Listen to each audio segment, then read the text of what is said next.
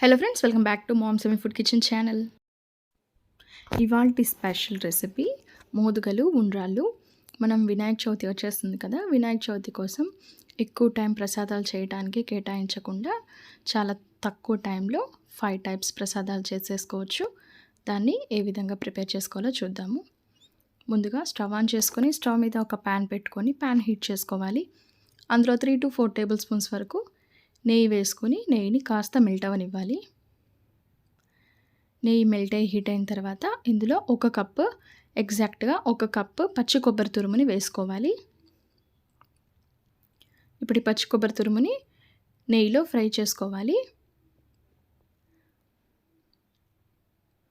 And next 1 cup పచ్చి కొబ్బరి తురుముకి 3/4 cup బెల్లం, తురిమిన బెల్లం తీసుకోవాలి.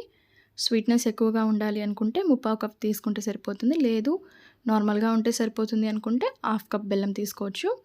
ఇప్పుడు దీనిని లో ఫ్లేమ్లో మిక్స్ చేసుకుంటూ బెల్లం అంతా మెల్ట్ అయ్యి కొబ్బరిలో మిక్స్ అయ్యే విధంగా కుక్ చేసుకోవాలి.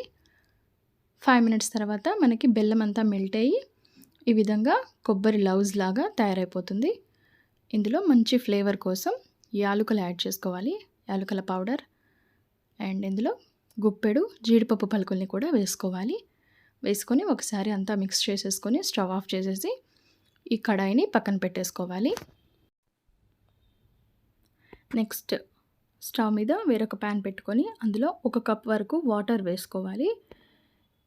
నెక్స్ట్ ఈ వాటర్లో 1/2 స్పూన్ సాల్ట్, 1 చెంచా బెల్లం వేసుకోవాలి. ఎందుకంటే ఇందులో మనం రైస్ ఫ్లోర్ వేసి మిక్స్ చేస్తాం కాబట్టి మరి పిండి అనేది చప్పగా ఉండకుండా కాస్త తీయగా ఉండడం కోసం కొంచెం బెల్లం యాడ్ చేసుకుంటున్నాను. ఇప్పుడు ఈ బెల్లం వాటర్లో మెల్ట్ అయ్యే విధంగా మెల్ట్ చేసుకోవాలి. బెల్లం మెల్ట్ అయిన తర్వాత ఏ కప్తో అయితే పిండి తీసుకున్నామో అదే కప్తో వాటర్, పిండి సేమ్ ఉండాలి.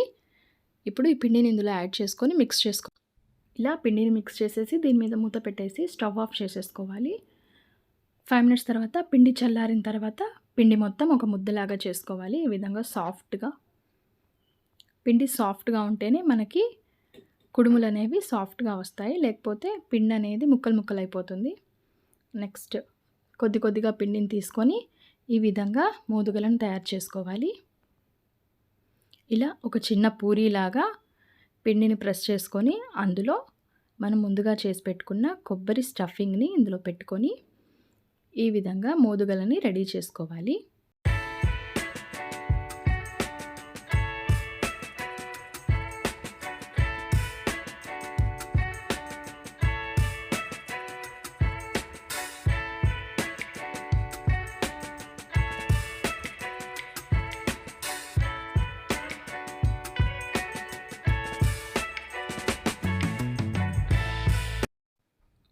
మనకి మోదుగలు, కుడుములు ఏ షేప్లో కావాలంటే ఆ షేప్లో చేసుకోవచ్చు. నేను ఇక్కడ రౌండ్ షేప్లో ఫ్లవర్ లాగా ఉన్న కుడుములు ప్రెస్ చేసుకునేది తీసుకున్నాను. ఇక్కడ దాంట్లో పిండి పెట్టి ఈ విధంగా ప్రెస్ చేస్తే మనకి కుడుములు ఆ షేప్లో వచ్చేస్తాయి. ఇది ఏ విధంగా స్టఫింగ్ లేని కుడుములు అనమాట, ప్లెయిన్ కుడుములు. నెక్స్ట్ అందులోనే స్టఫింగ్ పెట్టి తయారు చేసుకునే కుడుములు చూద్దాం. ఇప్పుడు కాస్త పిండిని తీసుకొని మోల్డ్లో పెట్టి ఆ పిండితో లోపల స్టఫింగ్ చేసి పిండిని క్లోజ్ చేసి మోల్డ్తో ప్రెస్ చేసుకుంటే మనకి స్టఫ్డ్ కుడుములు అనేవి రెడీ.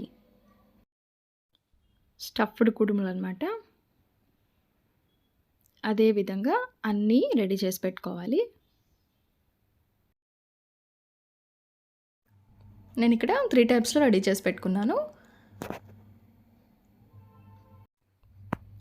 ఉండ్రాళ్ళ షేప్లో, నెక్స్ట్ మోల్డ్ యూస్ చేసి ఇంకొకటి మోదుగల్లాగా. అండ్ నెక్స్ట్ ఒక ఇడ్లీ పాత్ర తీసుకొని అందులో 2 గ్లాసెస్ వరకు వాటర్ ఫిల్ చేసుకోవాలి. అండ్ నెక్స్ట్ ఇడ్లీ ట్రేస్ తీసుకొని వాటికి ఆయిల్ అప్లై చేసుకోవాలి. ఎందుకంటే మనం ఇందులో ఉండ్రాలు పెడితే ఉండ్రాలు వాటికి అతుక్కోకుండా ట్రేస్కి ఆయిల్ అప్లై చేసుకోవాలి. ఈ విధంగా ఆయిల్ అప్లై చేసుకొని మోదుగల్ని ఆ ట్రేస్లో ఫిల్ చేసుకోవాలి. ఇదే ప్రాసెస్లో అన్నిటినీ ఫిల్ చేసుకోవాలి.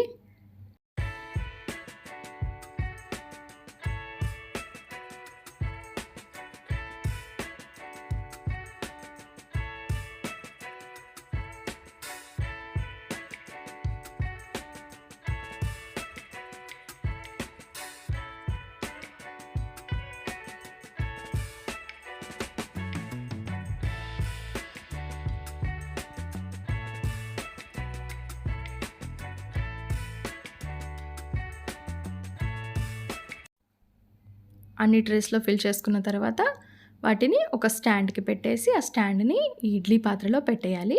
ఇప్పుడు మూత పెట్టేసి స్టవ్ మీద 10-15 మినిట్స్ దీనిని మీడియం ఫ్లేమ్‌లో కుక్ చేసుకోవాలి. 15 మినిట్స్ తర్వాత మనకి మోదుగలనేవి రెడీ అయిపోతాయి.